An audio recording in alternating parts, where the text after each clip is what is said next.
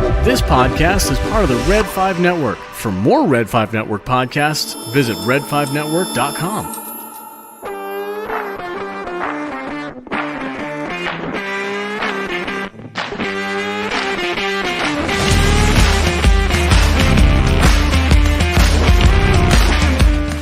Welcome to the Extra Star Wars podcast.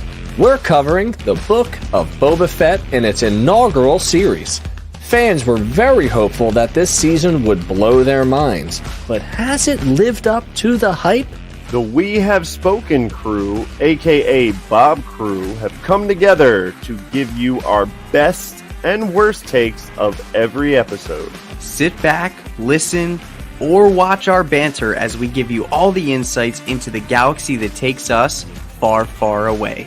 This Extra Star Wars podcast starts in 3, 2, 1, engage.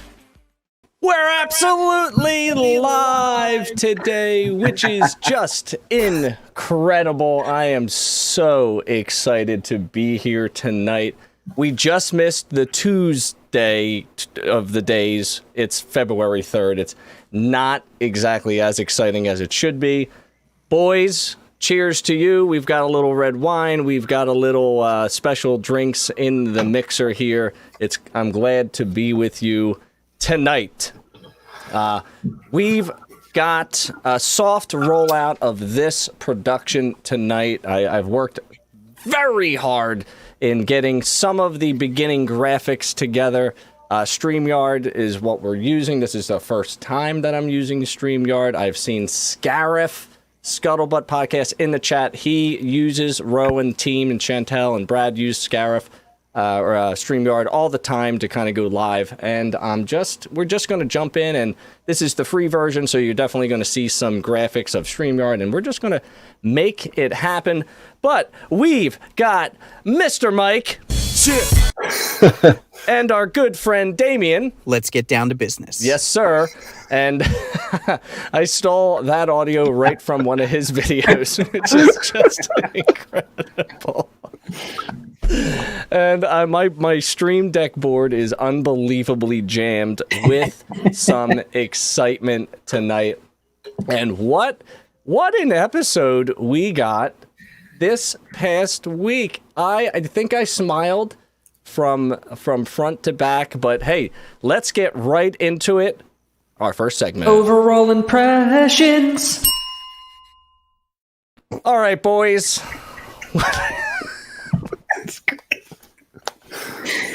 What is your overall impressions? Damien, we'll start with you. I mean, this was once again like Mandalorian, like season 4, like extended, like cut, and it was awesome. I mean, we got a lot more of Luke and Grogu and Ahsoka, and then you had a massive Clone Wars villain show up, and it was just so cool. The one thing I really appreciated is that Luke didn't look like he was uber computer generated, and he talked.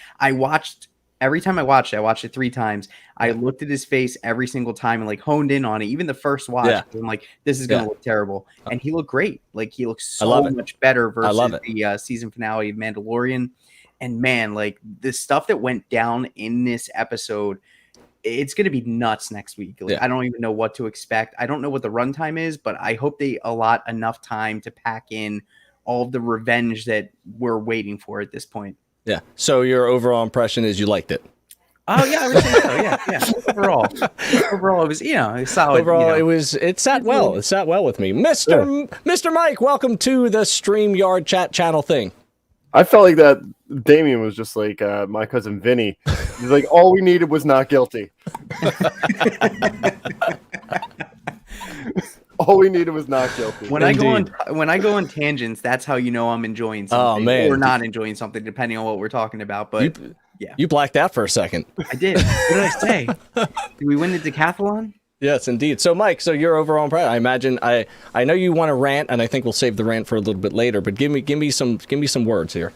I loved it. They're towing this fine line between fan service and making everything canon which is pretty amazing with these last 2 episodes.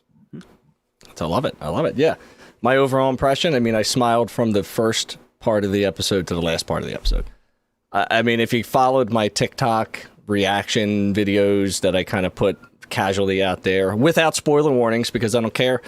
I didn't really reveal too many spoilers. It's more of like, actually, I hate people who put reactions on socials, and that kind of spoils it for me. But I stay off of social media if I can't watch the episode. And yes, I'm going to make that public announcement right now. Again, if you get spoiled about anything on any TV show, it's your fault for going on social media. Sometimes it's unavoidable, but that's just the way it is. So yes, overall impressions for me, wonderful, wonderful. But let's actually get into the episode. Let's talk about the recap with this new segment. Episode recap.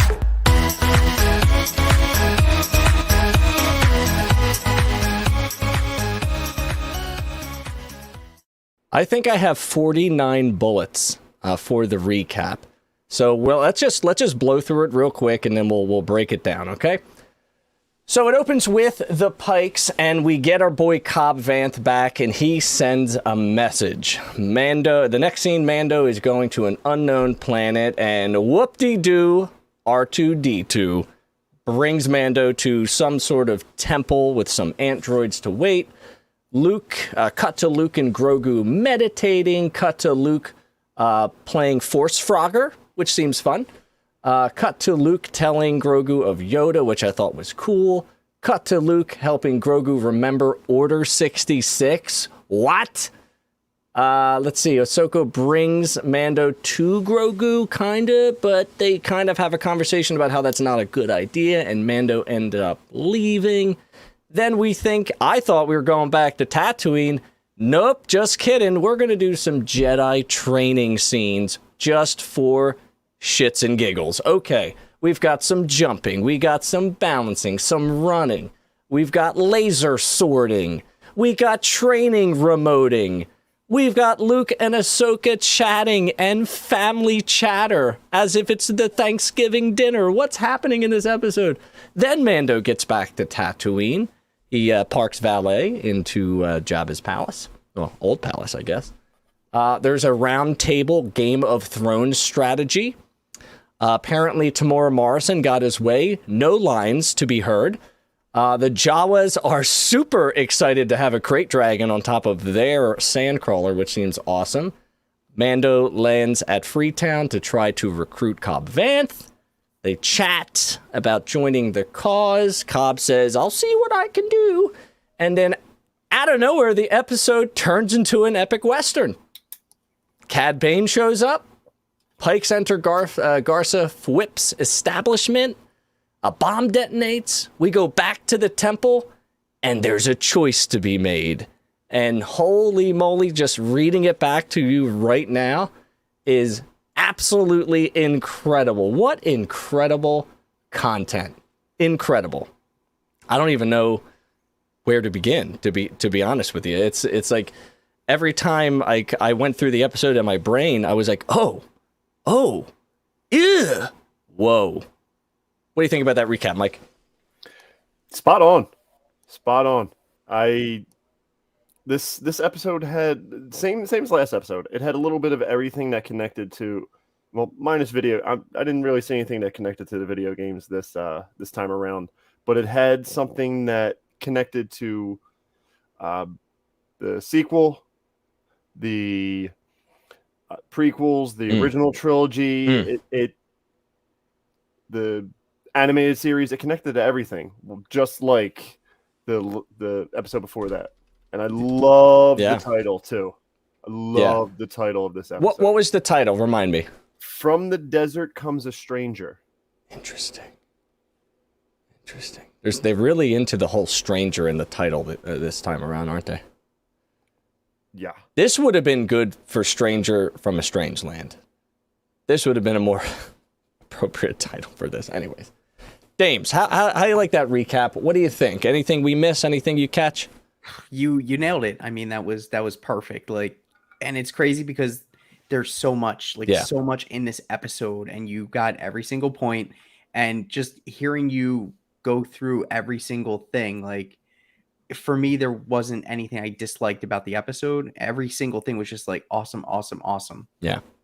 Yeah. And I usually spend a good amount of time doing this, and I was able to pull some clips. We'll do some clippies later, and we'll react to those little things a little bit later. But let's get right into our top 3. It's our top 3s.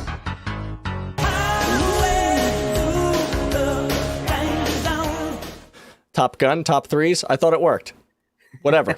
Gun, 3 letters. Sure. Gun, 3 letters. Okay.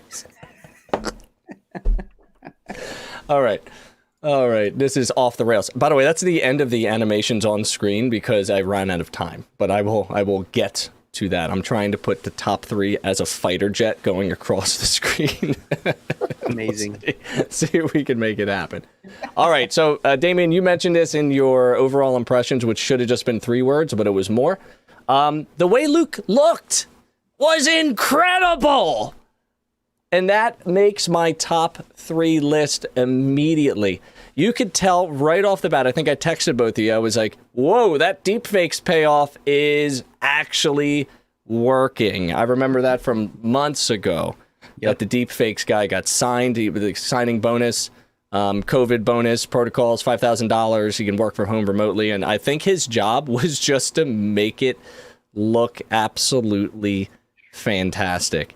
The only kind of thing, there was a couple scenes where I was like, meh, you know, and then the hair was a little different in each scene. Like, I was kind of, you know, whatever. But when I compare it to the finale, whoa, the quality is way above any expectation. And again, did Mark Hamill voice it? Because I don't think he did. Did he do it? He did it again? Wow. Yeah. He voiced it, and they used a synthesizer to make him sound younger. Well, guess what? It worked, because there were times where I was like, it sounds like a voice actor, but it also sounds like him. And I think that's an appropriate thing to do, because if they do decide to continue on a Luke story, well, you have an avenue now to actually create the Luke that everybody wanted. Mm-hmm. You know, and that's just what it is. All right. So what are your thoughts on? I mean, there's a lot to talk about Luke. What did you think, Mike, of his looks, of his mannerisms? Like, did we get that Return of the Jedi feeling? The looks were great. I love the looks. I waited through. I love the concept art in the credits, but I wanted to make sure. I was like, is that Sebastian Stan? I mean, unbelievable, right? I do have a little issue with the voice, though. The voice sounded Weird. too sound stagey. Like Fair. like it didn't sound like he was actually on the planet. So that's my only issue with him. I gotcha. Like, Environment. It 100% sounded dubbed over. Wasn't a huge fan of his voice, but everything else, the mannerisms, it wasn't the same. I don't think it was the same actor that did the stunt double actor from Mando. Okay. We don't think the pilot, if the X-Wing pilot from last episode, Captain Nito, Reed. no, I don't know. Captain Crunch Reed was in. Do you think they would have got a better sound if they did it in a rainforest cafe? Most likely, or like at least put some my daughter's white noise machine behind them. They'd be good. Just get one of those rain sticks and just keep like turning it from side to side and have them talking in the studio. With all the amazing audio that I created over the past day, they should have just came to my house. There you go. You got to put it on YouTube and get them to hire you next, and then. Oh my god. But yeah, seriously, like when it's not distracting, it killed. Yep. Every single time. And it's so nice just to see it. And you know, there was a line that I actually teared up because you know, being from the teaching aspect and being a parent and stuff, and it was just get up. Always get back up. And I was like, "Oh my god." I mean, I preach that. Like, just get back up. You got this. You're going to be fine. Get back up. Oh, I love that line. I think I'm in love with that line. I want a poster, and I want it right now. It's just beautiful. Just beautiful. All right, let's throw it over to Damien. Give me one of your tops. So one of my tops was the return of Cobb Vanth Refrigeration. Very cool to see him back in the fold. I love the opening scene. Like, it was just really cool to see Freetown and like how quiet it is. So Cobb Vanth was in one of my top 3s. Yeah. And what's cool about Freetown is it's a direct reference to the books. It wasn't Mos Pilgu in the Aftermath series. And I like how they were like, no, now it's called Freetown. And we probably talked about it, right? In season 2, I think I brought the book out and I was like, well, they call it Freetown here and it's Mos Pelgo in there. And I don't really know, blah, blah, blah, blah, blah, blah, blah. And I just like that they were like, you know what? They probably got like an email from an angry fan. It's not called that. Change it. And they did. And I kind of like that. I like the idea of them dubbing it Freetown. I thought that was cool. Michael. I want to build on Cobb. Please. I was corn on the cob. I was corn on the cob. We got a little taste of his character in Mando season 2, and I feel like we got a lot more involved in who Cobb is in this episode. And he reminds me of one of my favorite characters in any movie, Val Kilmer's version of Doc Holliday. Oh, yeah. Tombstone. Tombstone's such a good movie. Some of the lines and the way he delivered them, the high noon duel with Cad Bane, and everybody goes in. He had a couple. The one line I loved that he said back to Cad Bane was, "Is that friendly advice or is that a threat?" And he delivered it with such Doc Holliday-esque. Even talking to Mando and Cobb had a very much Wyatt Earp, Doc Holliday feel to it, just in their conversation in the cantina. Especially when Mando said to him, "Didn't think you were the one to back down from bullies." Just everything Cobb did in this episode was just fantastic. Oh, I wrote down the line and I completely forgot it. Go ahead. Cold open when with the spice and the pikes, when they say that the spice is worth more than his whole town. The most Doc Holliday line of it all was he just says, "Maybe I'll retire." And then early noticement. Did you notice that there was 2 shots that killed 3 pikes? I did. First watch, I went, that's not supposed to happen. It must have like grazed off the helmet, or he double shot, bang, which is possible. I mean, in a Western, when you hit the gun right, bang, you might be able to get that. Hey, listen, I was going to save this for later, but I think it's I think because you're talking Cobb, we gotta watch it now.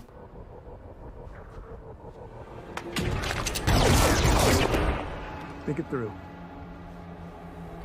Love it. Unbelievable. I love that scene. I love that scene so much. And that's the cold open. We're not even into the episode. The cold opens have been fantastic. Yep. Oh, past 3 episodes, the cold opens have been phenomenal. Oh my Very gosh. tense, like so much tension, and then it just goes into ha. Do, do, do, do, do, do, do, do. I like the haze. Ha! It really. Did they really get the Lumineers for this? Really get you. Listen, I am 100% the Lumineers. I missed that. Sorry.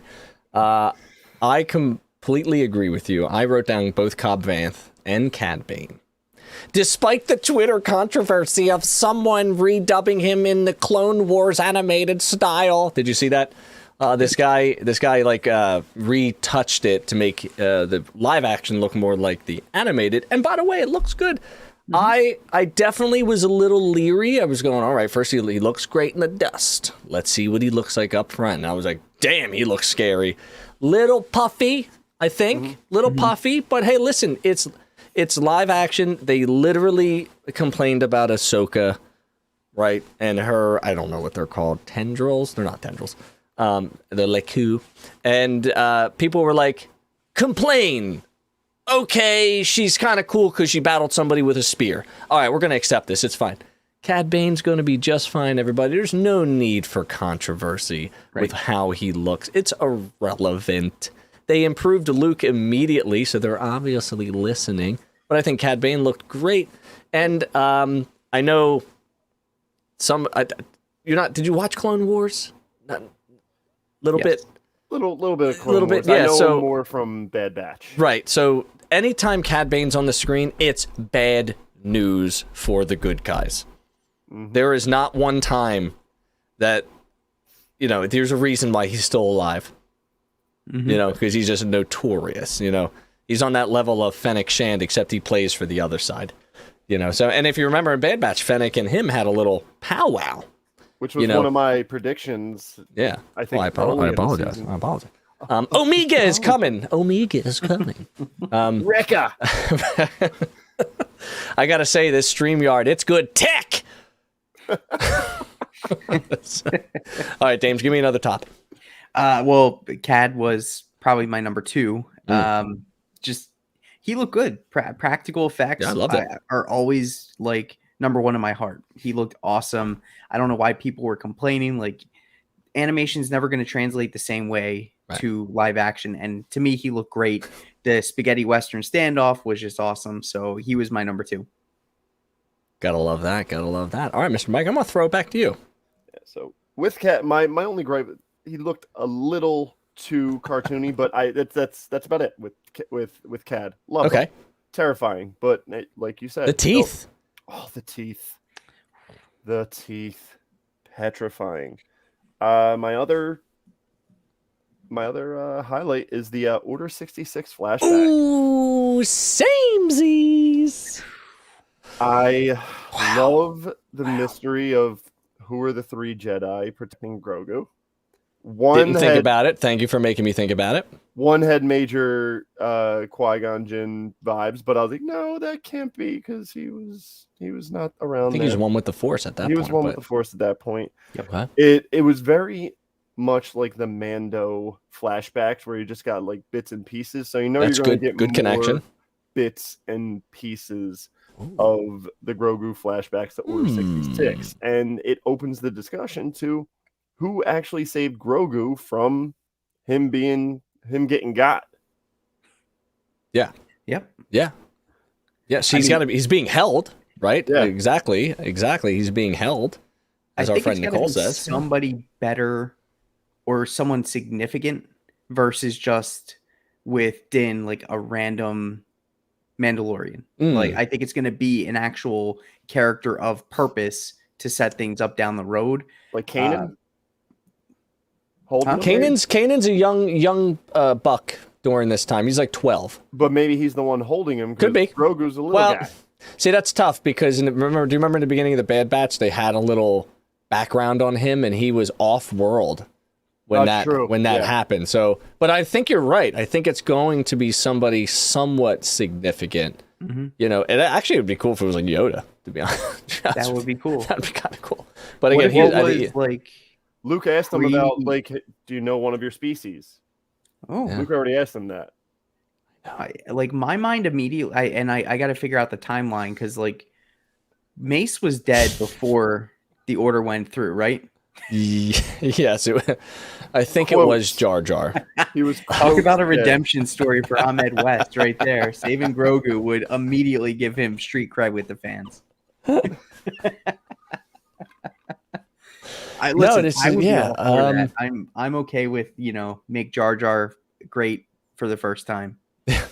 Hashtag Jar Jar Maja. Maja. Yeah, no, I don't know who could possibly. It's gonna be like, I mean, Jocasta Nu is somebody that rings a bell just because she survived Order 66 and was rebuilding the archives and then got absolutely destroyed by Vader, I believe, at some point.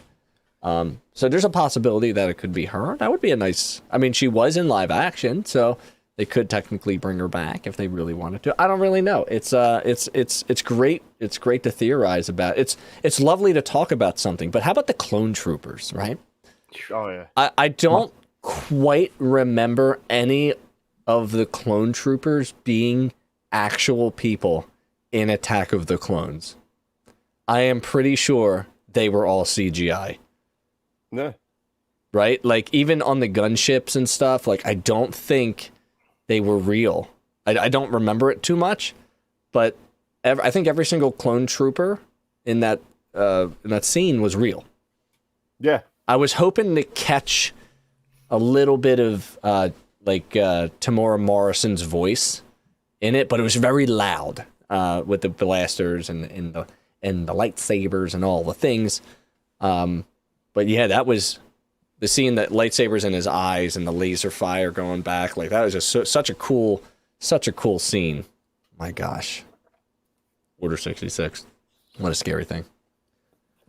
Well, thank you. Thank you for that. My last one, I really loved lightsaber forms. Luke slicing and dicing in the bamboo forest with our boy Grogu standing up on 1 foot claw thing. And he's just going through his exercises. And I hate to make the comparison, and I know I'm going to catch flack for this, but it was very reminiscent of Rey on the island before she slices the rock. And that's a connection you can make to the sequel trilogy if you want to, and that's fine. But it was just very cool to see that, because we know, I mean, again, he can't quite be a good swordsman because he's got no one to actually sword against. Right.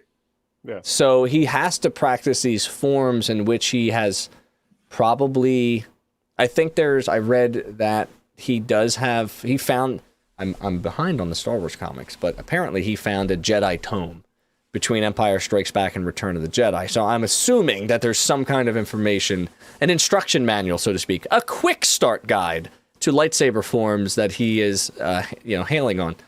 And I mean, everything about that scene just looked great because it looked like him, man. Like, that's what I'm talking about. It looked like him. God, what a great scene. What a great scene. Dames, any more tops?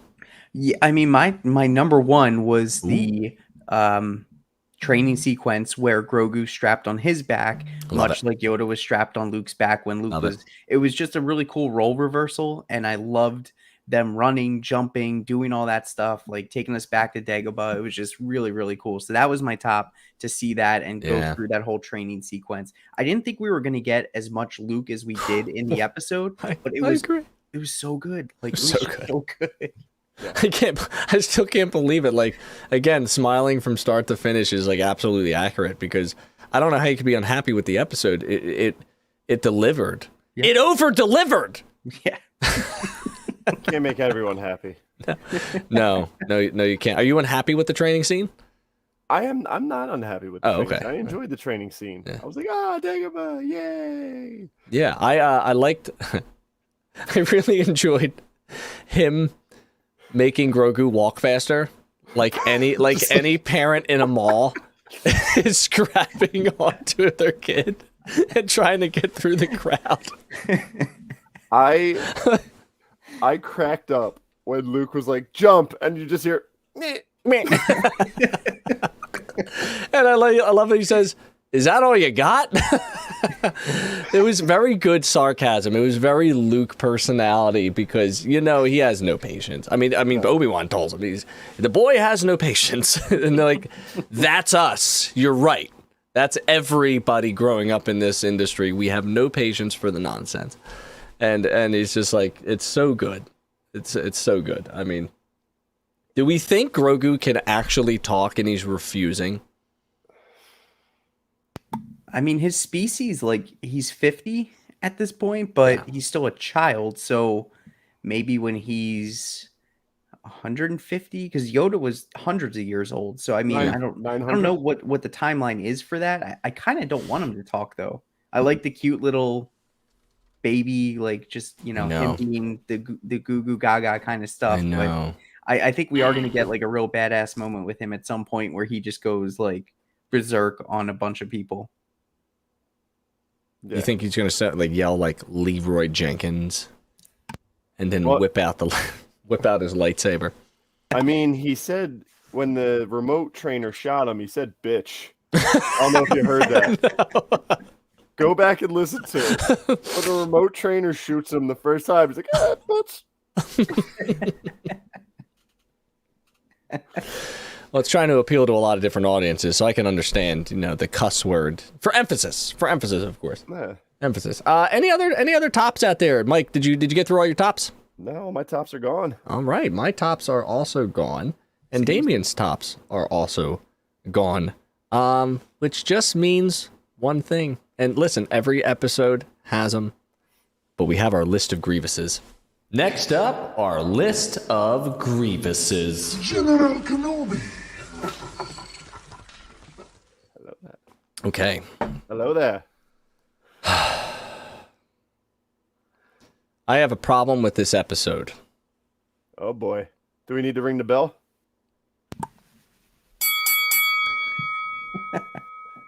Just kidding. I don't have a problem with this episode. I love the episode. Here's my problem. I have a problem with the marketing team of this show. The marketing team of this show, in every trailer, showed us Boba Fett gearing up for war, gearing up for politics, gearing up for bounties, gearing up for all the things. I just hit my chair and I just fell down. My stomach just dropped out. And this show is essentially the abstract of Boba Fett, or the Mandalorian, i.e. also see kind of Boba Fett. And one of my buddies in the Red 5 chat linked an article. And I want to bring that up real quick. I have it queued up.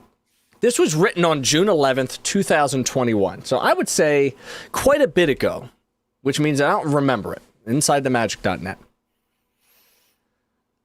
Per Collider, the Book of Boba Fett will be a more closely linked spin-off, more closely linked than Ahsoka and the On-Hold Rangers of the New Republic, which is now defunct, as well.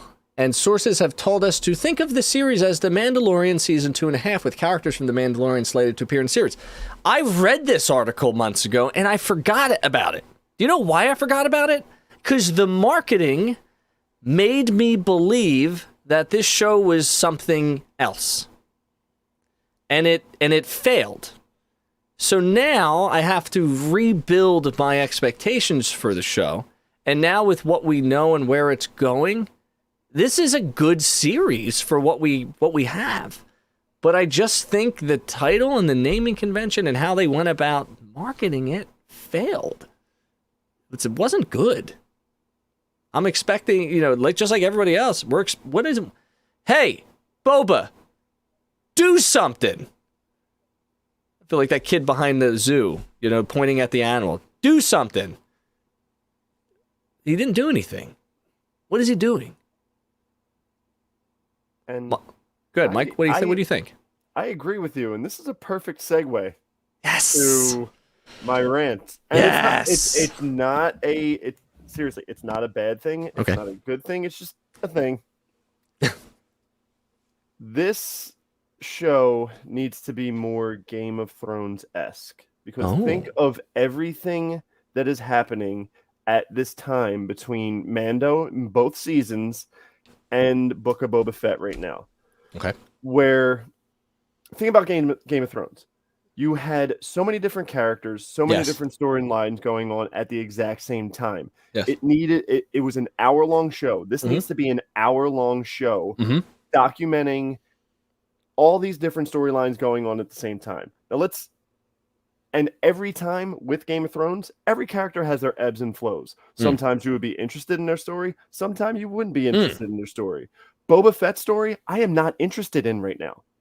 I am interested in everybody else's story. I am interested in Ahsoka going to find Thrawn. I am interested in Mando with the Darksaber, his story with the Darksaber. I am interested in Bo-Katan trying to get the Darksaber back to rule Mandalore. I am interested in the defunct Rangers and what they're going to do. I am interested in Grogu and Luke training on the.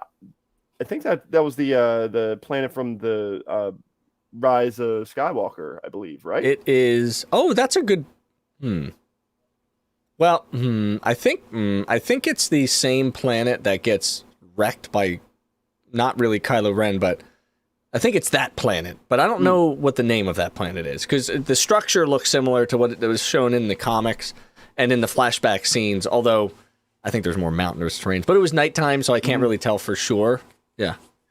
But like all of those stories are going on at the exact same time. This needs to be one show that goes through every other story for a little bit, because that keeps you interested, that keeps you hooked. And every now and then you get an episode that focuses more on one of those stories, like more of an Ahsoka story or more of a Mando story. 45 minutes is not enough to introduce all this stuff. It needs to be an hour, and it needs to be a show called like Dawn of the New Republic, where it documents everything instead of just one thing. Because this isn't about, it's called the Book of Boba Fett, but it's not Boba Fett at all. It's the title that really bothers me. And that's another point of contention on the socials. It's like, well, the title really shouldn't matter. So there's always, well, it does matter. And when in a 7-episode series, it does matter. And it leaves a bad taste in your mouth when you're expecting, listen, if you're expecting an M&M and you get a Skittle, you're disappointed. They're both delicious, but you're disappointed. Yeah. I'm a teacher. I make analogies all day. I'm kind of a scientist myself. And first off, I love your point about the Game of Thrones stuff, because you're right. It's a bunch of stories happening meanwhile. Meanwhile, this. Yeah. Meanwhile, that. And if they wanted to bounce back and forth, then all of a sudden we converge, and then that becomes Mando season 3 or whatever and whatever and whatever. So I don't know how they could. I was trying to rack my brain for 2 days about what could this show could have been called, like, New Republic interlude. The Mandalorian will be right back. Like, I don't know what the show could have been. Like, Book of Boba Fett makes sense, because if you want to look at it as chapters, but, it could have also just been like the Mandalorian, Boba Fett's arc. I don't know. I have no idea what unfortunately, they stuck themselves in the foot with calling the first show The Mandalorian. No. If they made it more generic-y, we may have been in a better position. It could have just also been called like Boba, and not make the whole Book of Boba Fett thing, make it seem like he's going to be the main character topic of it. I don't know. Dames, what do you think? Oh no! You're muted, friend. Come back to us.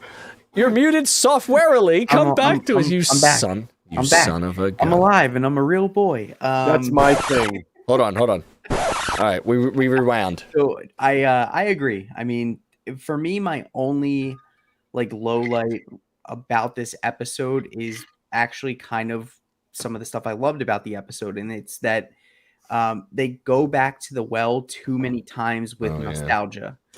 I love seeing Luke. I love seeing Ahsoka. I love seeing all these characters that we've known for years, but they can only do that so many times where it's special and it's fun and it's new, until it's like, okay, great. Like, we've seen Luke 50 times now. Like, that, it's great that they're trying to, retcon everything they did with Last Jedi, but I just want to see the story advance. I want to see more Mandalorian, and with Book of Boba Fett, it almost seems like they just didn't know what to do. So they were like, we're going to have Mando in here. We're going to have Ahsoka. We're going to do all of our greatest hits from the previous seasons we've done, and then go from there. But for me, that's my only low light. It's just they can't lean on nostalgia too much. I love it. And when they do it, this chapter was so good, but if they do it too much, it's eventually going to get stale. Yeah, no, I agree. I agree with you. And people in the chat agree with you as well.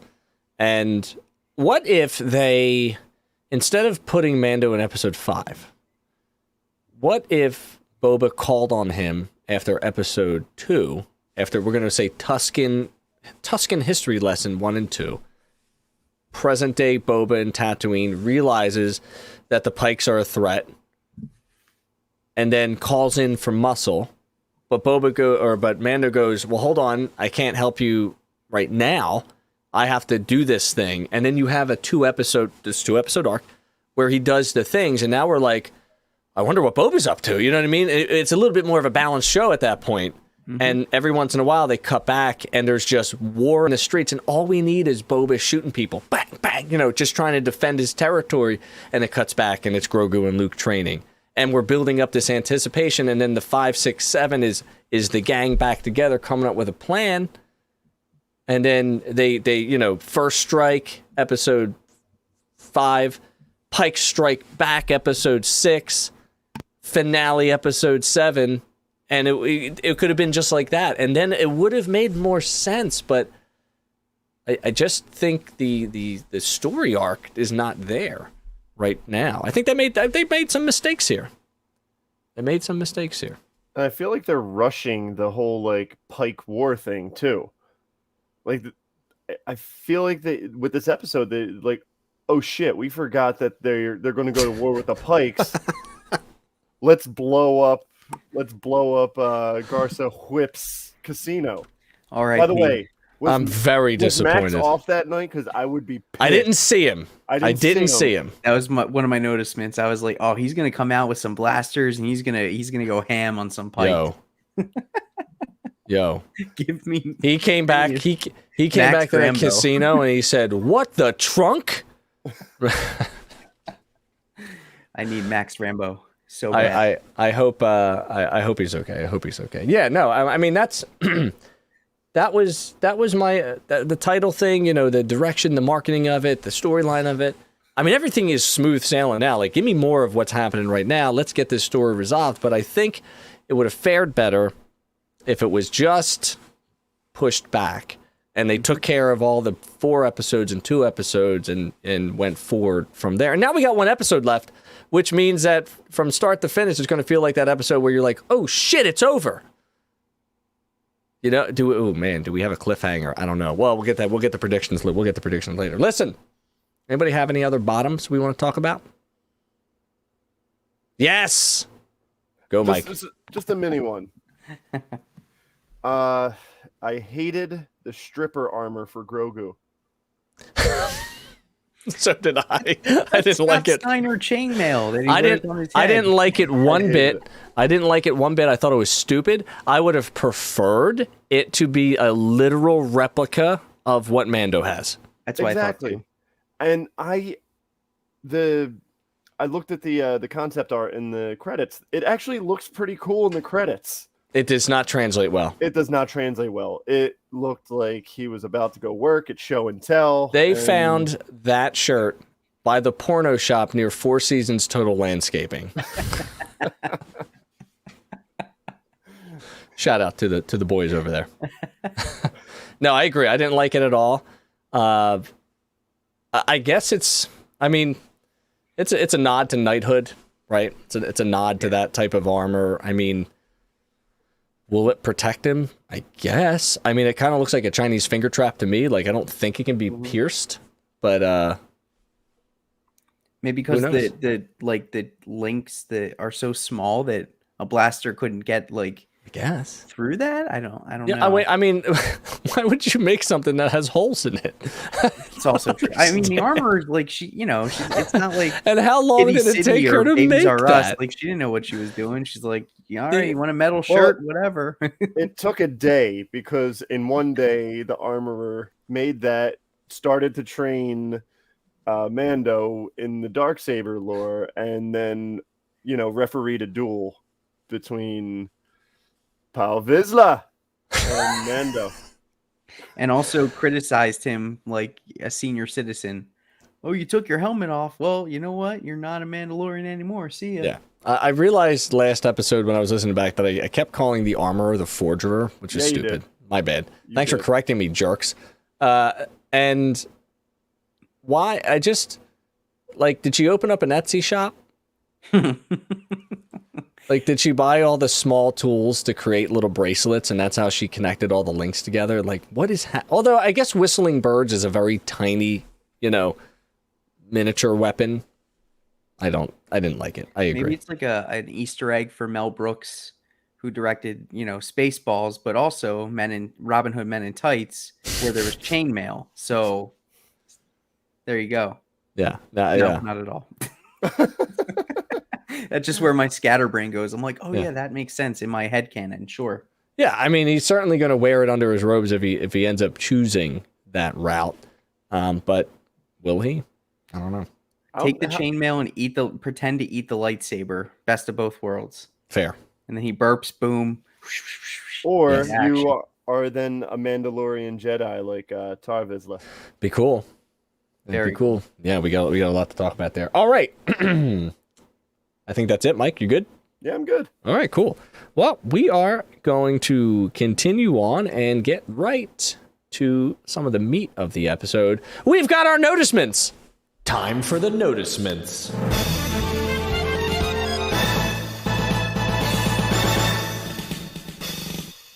All right. That's I'm going to aggressive. save. Thank you. That was very aggressive. I really like the androids. I thought that was really cool. A really cool use of bugs, building a temple, and then building a bench because R2 was trolling Mando, and I loved every minute of that. And I just thought, in a scene that had very little lines, there was a lot to say in that scene. I thought that was really, really cool. Really, really cool. Dames, what did you notice? I mean, just, they keep drawing for Mandalorian a lot of like Western, like spaghetti Western aspects. The standoff with Cad and Cobb was like super like pulled out of that. And like Mike said, like totally Tombstone. I very much enjoyed just that entire whole scene. I felt bad for the Marshal. Like that guy was a little too uppity. I almost thought he was The deputy? deputy. Sorry, Yeah, the guy he was. thought he was the guy from Sonic and Iceman, or not Iceman, Cyclops. Oh, I know who He you're looked talking just about. like him at first. I'm like, no way, they cast him. He looked a And little then- bigger, bigger in the face. James Yeah. Marsden. Yes, James Marsden. I was like, is that James Marsden? I'm like, oh no, it's not. Never mind. He reminded me of Toro from The Gunslinger. Yeah, That's why I hated him. very much so. Yeah, and I get it. Like he was just trying to do the right thing, but He's new. May he rest in pieces at this point. He got shot 100 times. Cobb got one tap, and then he was just like boom, boom, boom, boom, boom. See you later. Oh my god. So, I also noticed in the casino before I got blown to smithereens, Snaggletooth, DJ Rex, all the practical like aliens that we're used to. Yeah. Did Anthony Daniels voice the droid, the cocktail droid? I thought so. I don't know. You forgot your Camtano. It sounded like him. It sounded just like him. So I have to go back and look at that. And then D. Bradley Baker, I think, voiced somebody in this show too, which is, he voiced all the clones. And it's weird because he also voices Eagly on Peacemaker. Oh, all right. Which is completely separate. But D. Bradley Baker is just like, he's a legend. I mean, Olmec, Wow. come on now. Everything animated Star Wars, he's knocking it out of the park. But callbacks to the training scenes from Empire. So those were just like little things. I didn't like zone in on specific stuff with the show. I just was very into just enjoying it. And like you said, smiling ear to ear because it was really, really good. Yeah, it was very nice. Mike. I had a bunch of noticements. Did you notice? Post your noticements. Post-isments. So, did you notice that Boba in 2 episodes had a total of 37 seconds of screen time and 0 lines? I didn't even want to do the I didn't even want to do the math on that. I was like, I'm not doing the math on this. First off, thank you for the numbers. 37 seconds, and he just looked menacing, and that's exactly what he needs to do. Exactly.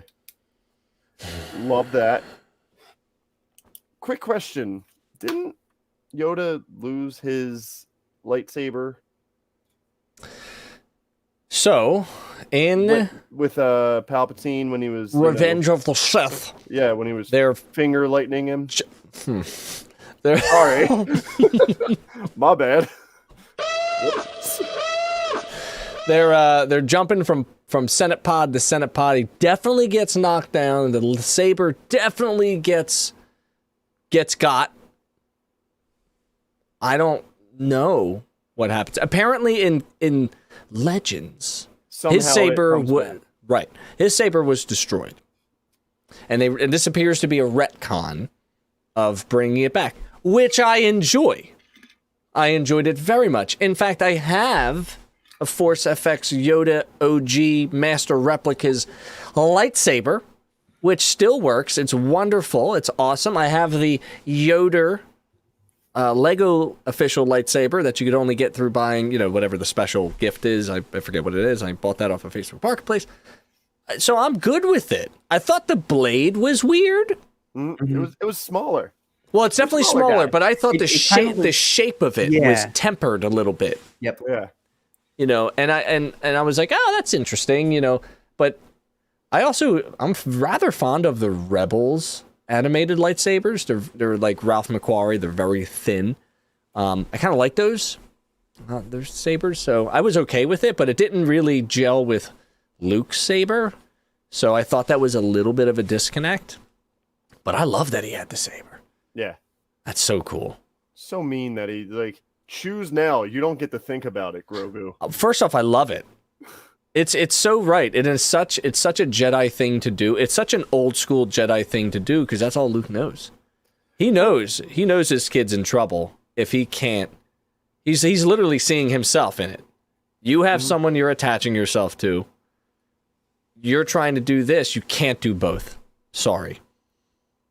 And that's. I don't know what he's gonna do, man. I don't know what he's gonna do. Speaking of where they were just in the temple, very on brand to the island, which is very curious, right? Because timeline wise, he hasn't seen that island yet. Oh, I didn't think it was the island. No. I don't think it's. I'm saying the temple architecture. Oh, gotcha. Right. So the temple architecture. Like, why would you make a thing out of stone? Like, you would have had to been inspired to do that. So, is this in a book? Like, is in that instructional tome that he has? And then when he got to Octu, he was like, oh, damn. Like, the cool thing about that island was it was an original temple, right? It was original Jedi island, and they had those natural structures. And he just happens to be building it. Kind of doesn't make sense unless that's what the Force told them to do, then I will accept it because we have to accept the science fiction of it all. I thought the world building of that island or that planet was just beautiful. Yeah. Running through. I'm sorry. Sidebar. I finished Dexter New Blood. Oh, don't tell me a damn. I'm not going to say. The only connection I make. Chief Bishop is the lady on Sorgan. Yeah. I didn't know that until hours after the finale going, oh, damn, they're the same people. But she's so different as Chief Bishop that I didn't pick up on it. And sidebar, back to the island, or back to the world. Climbing up on the bamboo, I thought that was awesome. Just a little, again, the silence of the world building speaks so many volumes. I'll throw it back to Damien. That was it. I mean, I really didn't have too many. Like I said, I was just taking in the episode. I noticed a couple things. The biggest noticement for me was I didn't see Max Rebo because I just need that guy to survive. I need a spinoff. So like not seeing him in there was cool. And then maybe Anthony Daniels being the voice of that cocktail droid, but yeah, and I had to look that up. I'm not too sure, but that was pretty much what I had. Okay. Mike, I throw it to you. A couple of random things. Cobb has the same sort of red and white stripe as a law protector as Cara Dune did. Oh. The same like red and white stripe little like badge thing. So I wonder like if they were going with Cobb as like Rangers of the New Republic kind of a thing. So I don't know if that had any connection to it. Cobb definitely is not dead. In my opinion, definitely not dead. No way. When he gets shot, you hear them saying, get the med pack, get the stims. He got hit in the shoulder. Yeah, he got hit in the shoulder. For sure. He's playing it up. Oh, I think he went survival. Yeah. Yeah, for sure. Question: how did Cad know that Cobb had the Mandalorian armor? Because he's awesome. Really good at recon? Yeah, I mean, there's that. I don't know if there's a true answer, but I loved the feeding into the line of he was a cold-blooded killer for the Empire. You know, like that's exactly what we were expecting too. I want to see that series. Yeah. It is a good question though, because it Great makes question. you wonder, like, how long has Cad been on Tatooine? Yeah. Had his ears to the ground, Ooh. listening to stuff. Because I mean, it seems like the Pikes have been there for quite some time. yep. So it's plausible to think. I mean, he always goes for the highest bidder, you know, whoever's going to pay him the most. But like the fact that you drop that line where he says, like, "Oh, you shouldn't have given up your armor," and it's like, "Oh, wait, what?" Like that is was a great. while ago. That is a great question. It's making me think, and I don't like it. I love it. Cool. I don't Nice. like it. And one more little thing, just that I loved, especially with the name of the episode, "From the Desert Comes a Stranger." Mm. The entire episode, you are thinking that the stranger is Cobb coming to help Boba. I did. Shyamalan twist. It's Cad Early Bane. Shyamalan twist, like back when stuff was good, not when it was like Mark Wahlberg and the environment is trying to kill everybody or whatever that was. Oh my gosh.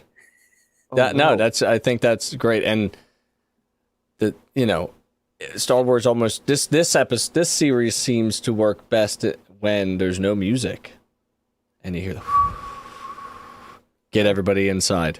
Like he just had I have a bad feeling about this. You should have said it. I mean, he might as well have just said it out loud.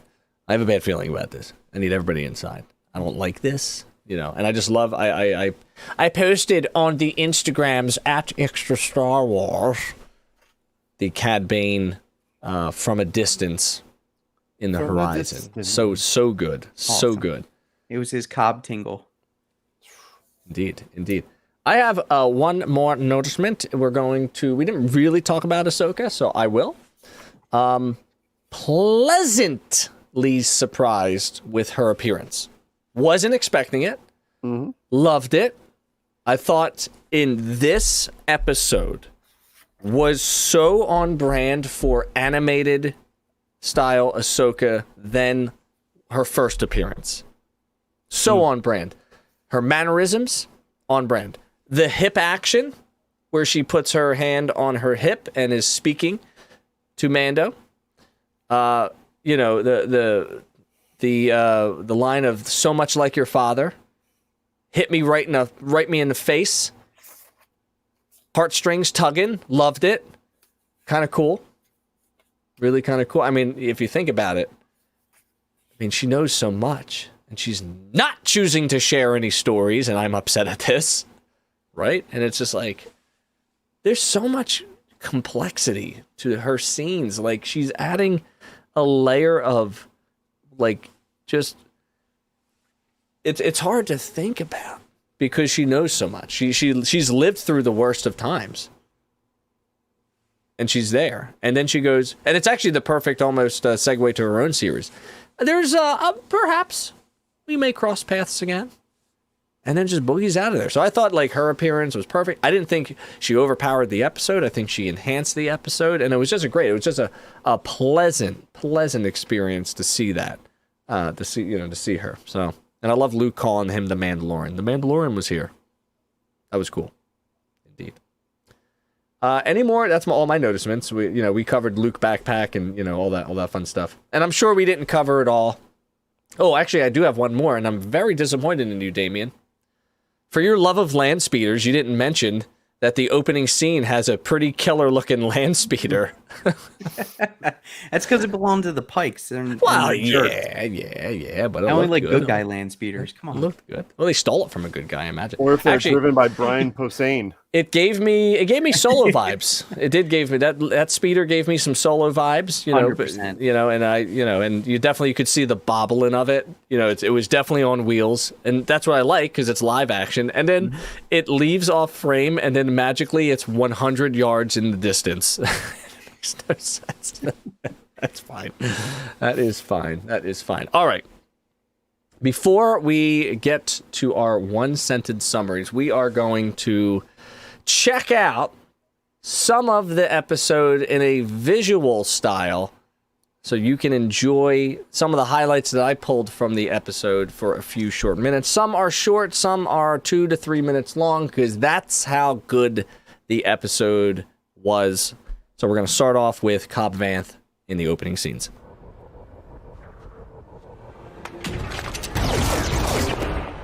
Think it through. Okay, very, very great. Love to think it through. That is something I'm stealing for the classroom. Yes? Yeah. Wait, before you answer, think it through. Any parent should also steal that. I have a rule in the classroom called 7 seconds. You are not allowed to ask your question for 7 full seconds. A lot of hands go down after that time because they realize it's really stupid. Hey, Order 66 happened in this episode, and if you think I didn't pull it, here we go. Very crazy. Nicole in the chat says it is the original voice actor for Cad Bane. That's awesome. Which, thanks, Nicole. We will. So basically, I can't do 10 clips. We can get away with 3. So that's okay. So I'll pick up. I'll do top 3, and it's no big deal of the clips for next time. I got a little. Listen, you get a little excited about it, and honestly, doing 3 clips is much easier than pulling 10. Maybe next time, don't play the entire show. Wait, I have something for this. Just play the clips that Boba's in, and we'll be well under the threshold. Hold on, I got something for this. Boom, roasted. Got me. All right, you got me. All right, we continue on to our one-sentence summaries. It's now time for that one-sentence summary.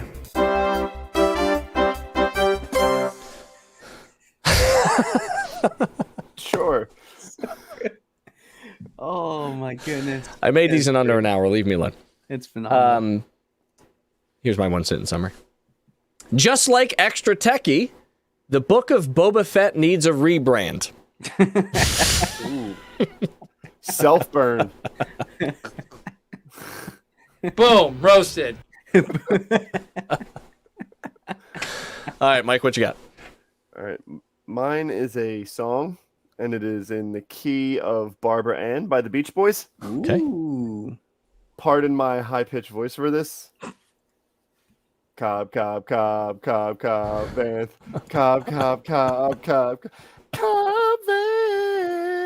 Takes a stand. Cobb, Vanth. Oh, man. Syndicated rolling Bane. Got you reeling. Cobb, Vanth. Cobb, Vanth. Very beautiful. Did you like Cobb Vanth in this? Love Cobb Vanth. All right, Dave. Well, I haven't gotten my girl at all, so I had to replace her with Cobb Vanth. That's fair. That's fair. CV time. Damien. All right. No song for me this week, but just laying it out because my mind was blown from the whole episode. Cobb can't keep up with Cad Bane while Boba beefs up his army in hopes of Max Rebo saving the day. With the help of Tengar. Hey, we're back live, baby! We're back. Cobb can't. And also RIP to guy on his first day at the job.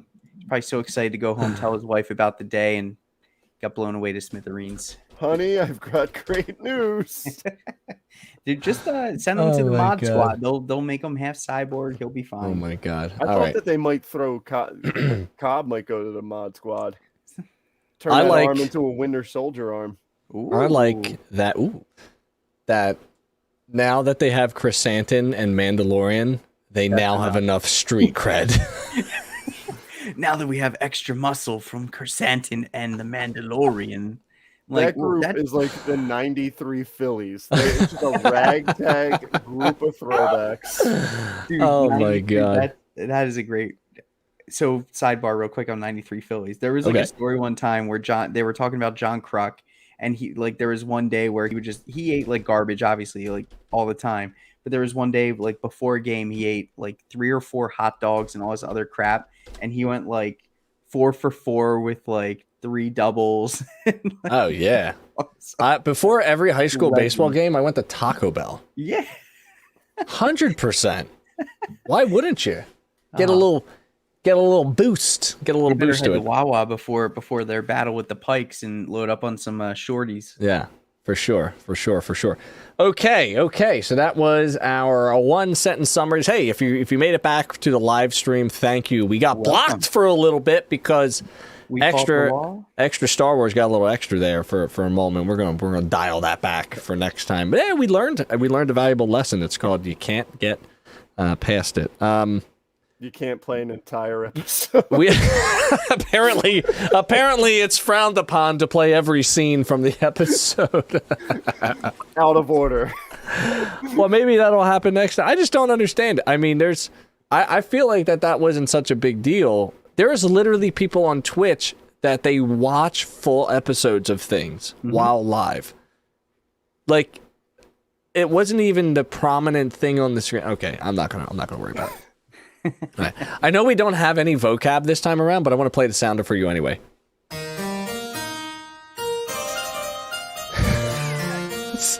This is the closest. This is the closest I could get to it. That's amazing. With a free version. Fantastic. So that's the next time we have vocab, which may not be for a while now. Again. We'll play that sounder. All right. Well, I guess it's time. We're going to move right along. We're going to get time for predictions. Okay. Predictions time. So, being as the book of Boba Fett has been stalemated since episode 4, my prediction came true from last week. I don't know if you noticed that the Pikes struck first with Garza Flip and the Casino Royale. I remember saying that. I actually said it out loud when I was watching TV. I was like Leonardo DiCaprio. I went, Pike strike first. Got him. We're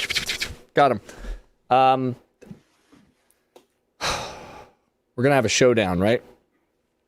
Got it. It's kind of some sort of showdown. We're gonna have Cad Bane on one side.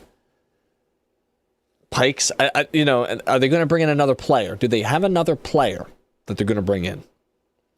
Are we going to get Rancor action? I thought Rancor action was happening this episode. Clearly, that was derailed when they decided to go full Luke Grogu training. We're going to get a Rancor battling, right? Going into battle. I don't know. There's going to be a fight. How does it resolve, though? That's kind of what I'm curious about. Now that we're into the Mandalorian pre-season 3, how is it all going to resolve? That's going to be my question. Are we going to get Grogu's choice? Are we going to see that answer, or are they leaving that for Mandalorian season 3? I wouldn't mind it. I would not mind the open question there. Maybe they go back to the world for a hot second, and he's still deciding. Eeny, meeny, miny, mo. Catch your Grogu by the toe. If he hollers, let me know. That's all I have. Mike, what's your predictions? Early on, I think something was leaked or an article was written that there was going to be, not necessarily leaked, but an article was written that there was going to be a reveal that would be bigger than Luke in The Mandalorian. After this, what could be bigger than Luke in The Mandalorian? I have no idea. I think my mind went to like a Battle of the Bastards type of episode where it was just nonstop fighting for the entire episode. Give me that. Yes. Wow. But they have That was 6 such an people. anxiety-ridden episode for me when he's just getting surrounded Yes. and he can't breathe. Like I'm not into that. Yes, no, thank you for that. But they also have like 6 people. Like, No. They've got feel... 2 muscle. They've got 4 millennials. They've got 2 piggies. Yeah, 1 ship. 1 ship and a 2. rancor. I'm sorry, 2. They still It's have, all right. They're the fire Avengers. We have an army. We have a rancor. This is the Defenders. That's right. We have a Hulk. I don't know why. I don't think you're going to get a Han Solo appearance. I think you're going to get a Millennium Falcon appearance. Because I think there's going to be a Kira appearance. Lord!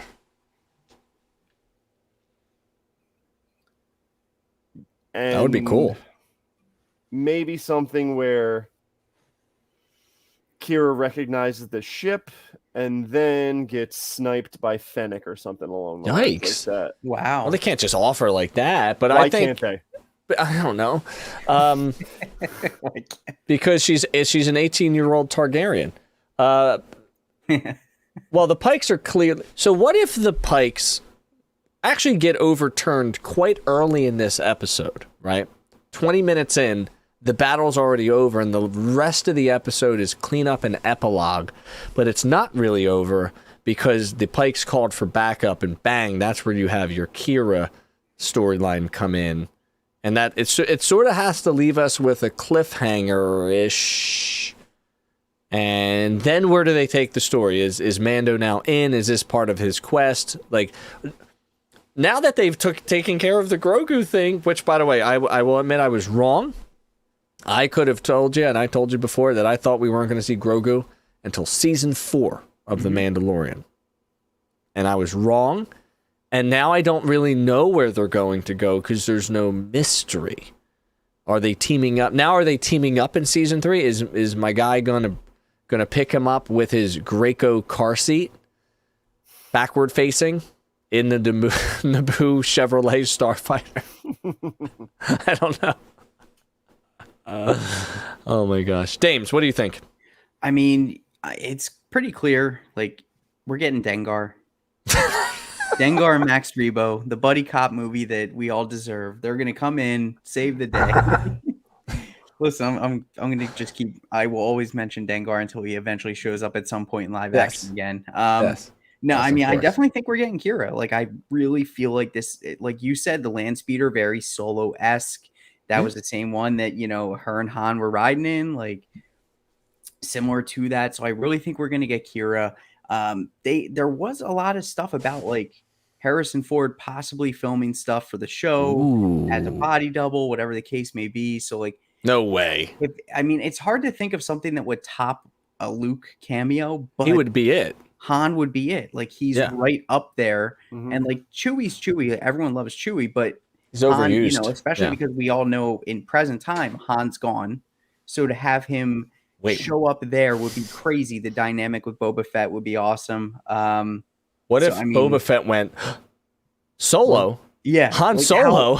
I would love just a weird, awkward exchange between the two of them. Yes. So, I think we're gonna get a Han Solo cameo, and I do think Kira's gonna be, like you said, that you laid it out perfectly, Sean. Like, we get that whole like false sense of the war is over, the battle's done, and then boom, like you get all of this other stuff showing up, and Kira's the one behind it. I would absolutely love that, and it has to end in a cliffhanger. I don't know how they get to a resolution, especially with like 40-minute episodes with everything that they've been setting up. Yeah.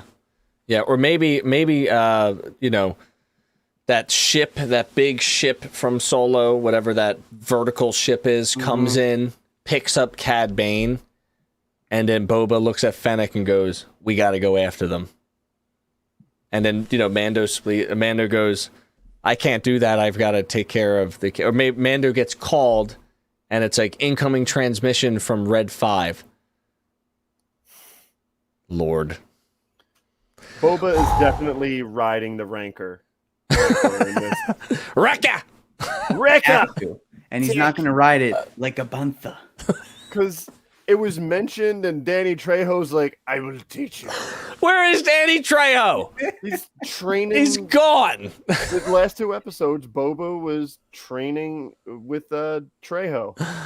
Oh my Trejo's god. been just packing on pounds to get like the previous Rancor keeper, and It's going to You be know. like the never-ending story. Trejo is going to be shirtless in episode 7. You heard it here first. and you would still, no matter what, you'd still be terrified no matter what he looks like, because it's Danny Trejo. Oh my god. Oh my god. That's so funny. Hey, any other predictions before we go into our final 2 segments? I'm good. Sounds good to me. Hey, we've got comments from the interwebs.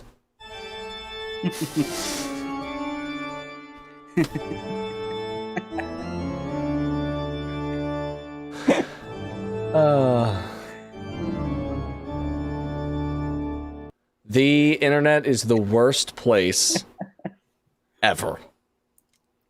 It's not great. And I am proud to say that while I have to pull this up, so I'm gonna let one of you two go first.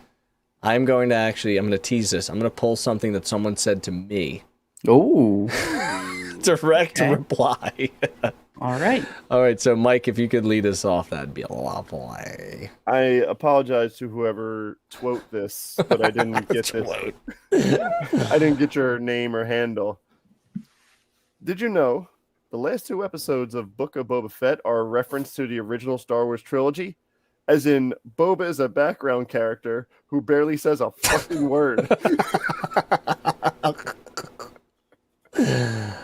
Oh my god. That's awesome. That's awesome. Thank you. Dames, keep going, please. So I found one from last week, and I also found one from this week. The one from this week was it was like titled as if it was a news article. It said, "Breaking news: Boba Fett will cameo in the latest episode of Book of Boba Fett."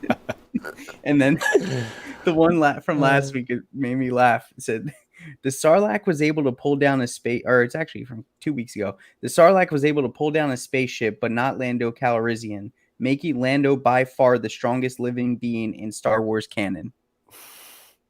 Shoot. Oh my god. Which is Not wrong. Look, it's pretty sound. Like, it's a sound argument. I mean, he was wrapped up. Like, Whoa! we need that sounder on the show. I went back. My daughter, a couple days ago, she wanted to.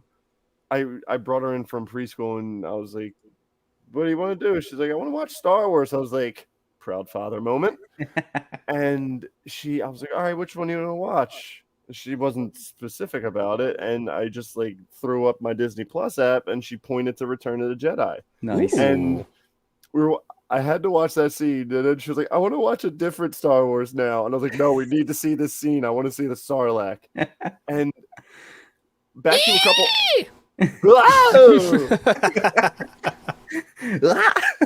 Back to a couple episodes ago when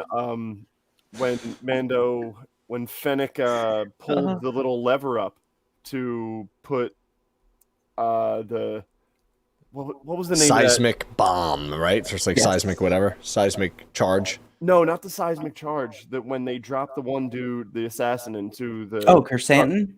No, not Chrysanthemum. The one before that. There was the red wind or yeah. Night wind. Sleepy farts. Sleepy farts, night wind guy.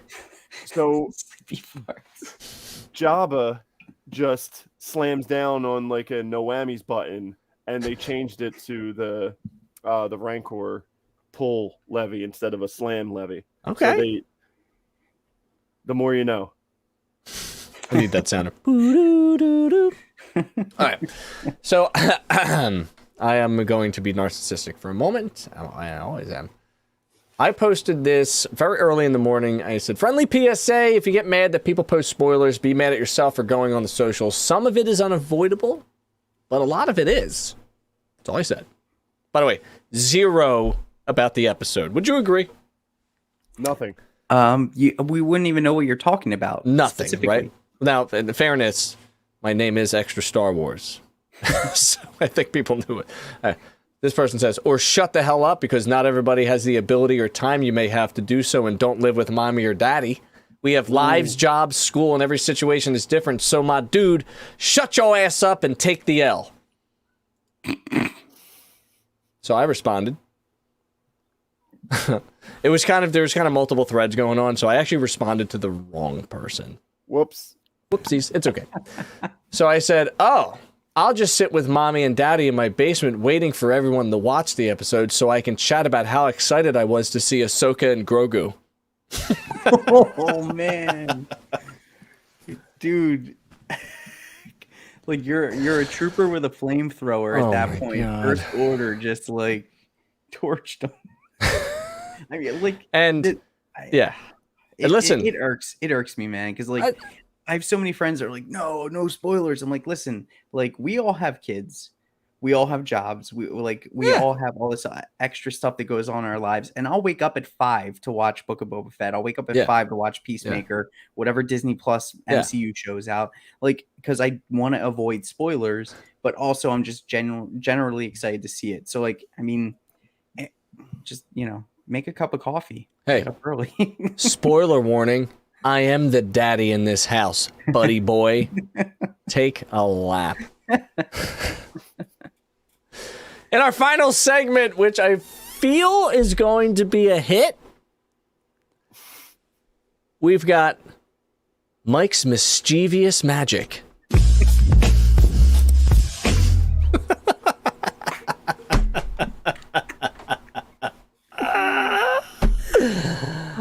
What is this podcast sponsored by, Mike? Well, you guys all have your thing going on. I have to have my thing going on. I had my OnlyFans, and I like to change my name every week. So this week there were 2 possibilities, and I think I settled down and I have one, and I like it, and I'm going to go with it. And so if you want to check me out this week, it's OnlyFans / putting it in Alderaan holes.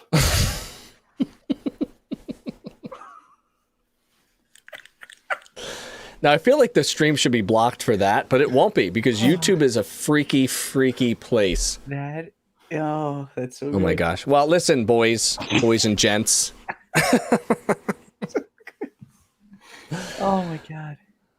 We're at late night. We're 11:43 on February 3rd. We did our first live stream on YouTube. I feel it was successful and kind of fair, although we got blocked for 12 minutes. No big deal. We'll fix that on the back end in all the wrong places. Mike, I had a great time with you. Damien, I had a great time with everybody. I thought this episode was wizard as always. A lot of fun. It's fun seeing comments too. Like that's kind of cool because like, it's like, oh, people agree with this or people are laughing at what we're laughing at. It's not just like 3 chuckleheads. Yeah. Talking about Star Wars for. So on a technical side, on your side of StreamYard, can you see the comments? Yeah. Oh, dang. I didn't know awesome. that. I mean, we got Nicole in there. Yeah. Luna Girl. Luna Girl is a sidebar cantina. She runs a lot of the promotions for the Red 5 networks. Okay, so that's her. She does she does yo woman's work. Unbelievable, because I know how ridiculous it is to make graphics all day, every day, and the Red 5 network pushes out content like you wouldn't believe. And now you can anticipate this finale being next Thursday. I'll get that onto the schedule, and we'll figure it out. It's gonna be great. I'm looking forward to the episode. I don't think we're going to live watch it together because Disney Plus stinks with that. Yeah. So we'll just do it as is. We'll get back together next Thursday. And hey, listen, I had a great time. I'm realizing right now I have no outro music except for my normal stream outro music. So that's what it's going to be. And I'll probably have to make some sort of graphic to get us out into the pasture. So without further ado, make sure you follow Extra Star Wars on all the socials, bio.link/extra techie for all the links. I counted. I have 19 social media accounts. What a psychopath. That is Damien, a job. Casa de Dupree, Yes. Mike has just a personal account that I won't read out, but he does his thing. You could see pictures of my daughter and son and me doing stuff. I don't care. Well, boys, thank you so much again. And guess what? Since it already is on YouTube, I don't have to upload it to YouTube. I just have to download the video, put it onto Anchor. That way it's available for the pod people on Spotify in the next day. Once again, February 3rd, Extra Star Wars Chapter 6 of the Abstract of Boba Fett, a Mandalorian side story with some special guests featuring Ahsoka, Grogu, Luke, Cobb Vanth, and Cad Bane. We'll see you next time.